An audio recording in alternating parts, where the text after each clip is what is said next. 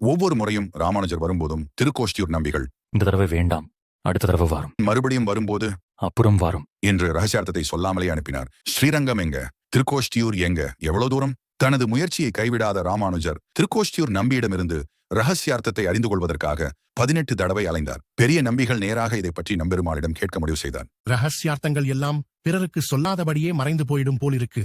ராமானுஜருக்கு சொன்னால் சர்வ ஜனங்களுக்கும் அது உபகாரப்படுமே என்று நம்பெருமாளிடம் வேண்டிக் கொண்டார். நம்பெருமாள் திருக்கோஷ்டியூர் நம்பிகளின் கனவில் வந்து, எனக்கு அபிமானப்பட்டவன்தான் ராமானுஜன், அவருக்கு நீர் உபதேசிக்கலாம். ஆனால் பெருமாளே சொல்லியும் கூட திருக்கோஷ்டியூர் நம்பிகள் ராமானுஜரை பார்த்து, இந்த தடவை சௌரியப்படாது, அடுத்த தடவை வாரும், ஆனால் யாரையும் உங்களுடன் அழைத்து வரக்கூடாது. தண்டம் மற்றும் கமண்டலு, இதை தவிர எதையும் எடுத்துட்டு வரக்கூடாது. இதற்கு ஒப்புக்கொண்ட ராமானுஜர் அங்கிருந்து புறப்பட்டார். அடுத்த தடவை வரும்போது கூரத்தாழ்வானையும் முதலியாண்டானையும் அழைத்துக் கொண்டு வந்தார். ஒருத்தரும் வரக்கூடாதுன்னு தானே சொன்னார் திருக்கோஷ்டியூர் நம்பிகள்.